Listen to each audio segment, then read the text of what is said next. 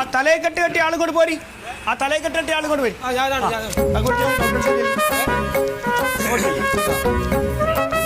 അതെ നിങ്ങളെന്ത് ഈ തലയെക്കെട്ട് കെട്ടിയ ആളുങ്ങൾ പോരി, തലയെക്കെട്ട് കെട്ടിയ ആളുങ്ങൾ പോരി എന്ന് പറഞ്ഞാൽ നിങ്ങളുടെ കുടുംബത്തൊക്കെ സാരി കൊടുത്ത അമ്മ അങ്ങോട്ട് പോരി, ഷർട്ട് ഇട്ട് അച്ഛൻ അങ്ങോട്ട് പോരി എന്നാ പറയുന്നത്. അത് ശരിയല്ല, എന്റെ പേര് കോയാന്നാണ്. അത് അറിയില്ല അച്ഛാ ചോദിക്കുക. കോയക്ക് എന്താ പറയാ പറഞ്ഞു. ഞാൻ പറഞ്ഞോണ്ട് ഡോക്ടർ ഇതല്ലേ.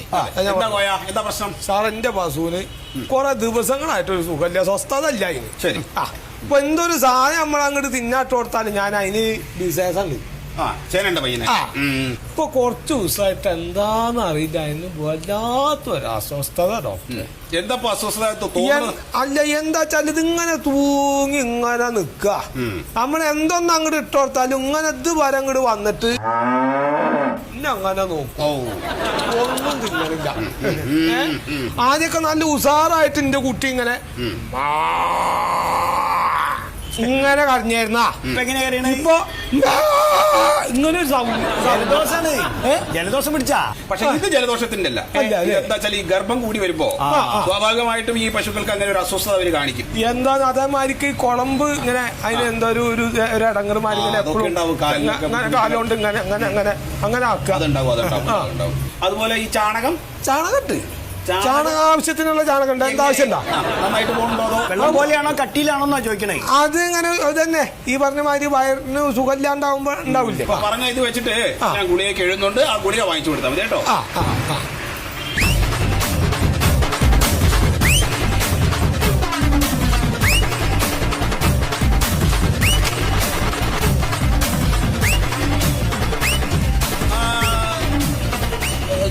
ഇല്ല പുറത്ത് മാട്ടല്ലേ.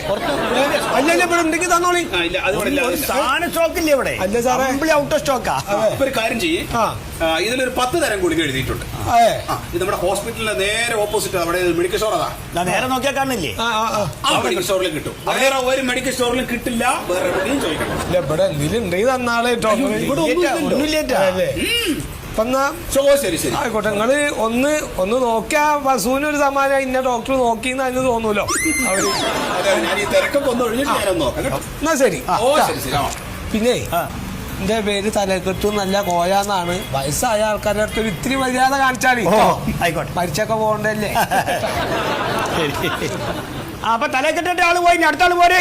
അന്നോട് പറഞ്ഞില്ലോ ചങ്ങായി ഞാൻ ഈന്റെ തലക്കെട്ട് വിളിക്കരുത്. എന്താ ഈ ഉദ്ദേശിക്കണേ? വിളിച്ചൊക്കെ പോയാന്ന് എനിക്ക് പറയാൻ കിട്ടോ നോക്കട്ടെ. പോയാ വിളിക്ക്. പോയാ എന്താ